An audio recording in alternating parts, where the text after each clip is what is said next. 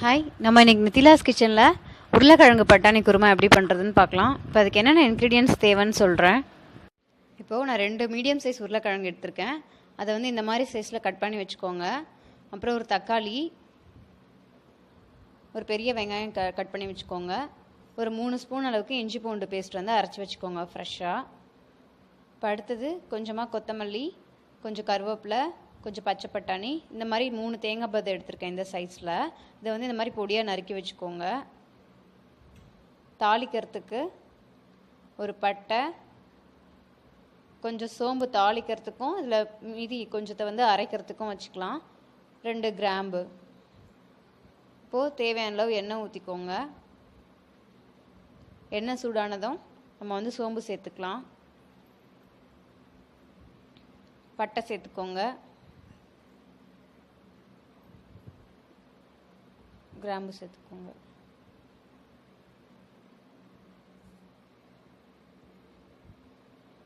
கருவேப்பிலை சேர்த்துட்டு இப்போ வெங்காயம் சேர்த்துக்கோங்க.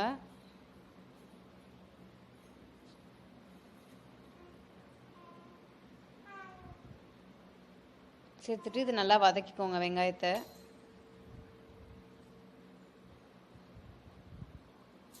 இப்போது நம்ம வச்சுருக்க இஞ்சி பூண்டு பேஸ்ட்டு சேர்த்துக்கலாம்.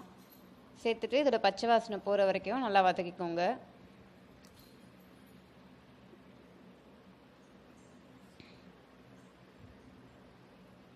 இப்போ நம்ம தக்காளி சேர்த்துக்கலாம்.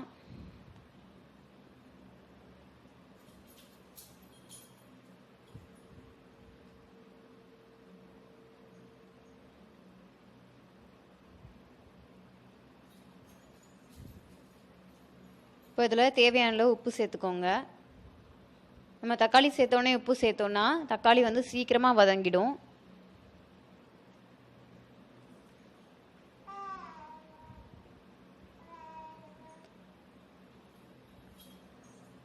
இப்போ இதில் நம்ம உருளைக்கிழங்கு பட்டாணிலாம் சேர்த்துக்கலாம்.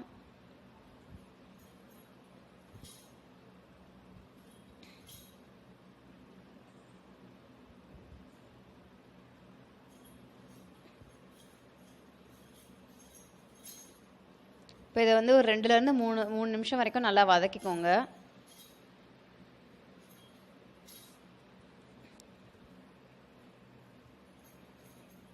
வதக்கிட்டு இப்போ மஞ்சத்தூள் சேர்த்துக்கலாம். அப்புறம் மிளகாத்தூள் சேர்த்துக்கலாம். நான் வந்து இந்த ஸ்பூனில் 4 ஸ்பூன் அளவுக்கு மிளகாத்தூள் போடுறேன். உங்களுக்கு ஏற்ற மாதிரி நீங்கள் காரம் சேர்த்துக்கோங்க. நீங்கள் வச்சுருக்க ஸ்பூனுக்கு ஏற்ற மாதிரி நீங்கள் மெஷர்மெண்ட் பார்த்துக்கோங்க. சேர்த்துட்டு இதை நல்லா கலரி விட்டுருங்க.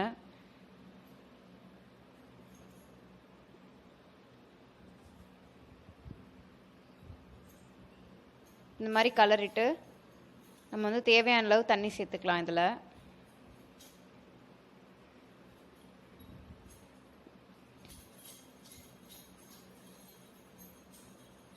இப்போது மிளகாத்தூளோட பச்சை ஸ்மெல் போகிற வரைக்கும் இது நல்லா கொதிக்கட்டும். இந்த டைமில் நம்ம வந்து பொடியாக நறுக்கி வச்சுருக்க தேங்காவை வந்து அரைச்சிக்கலாம். இது கொதிக்கிற டைமில்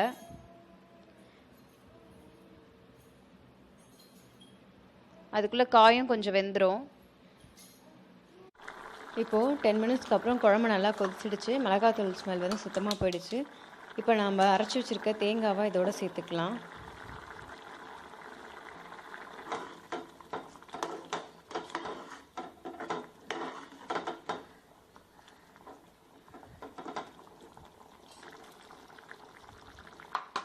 தேங்காய் சேர்த்துட்டு கொஞ்சமாக தண்ணி ஊற்றிக்கோங்க.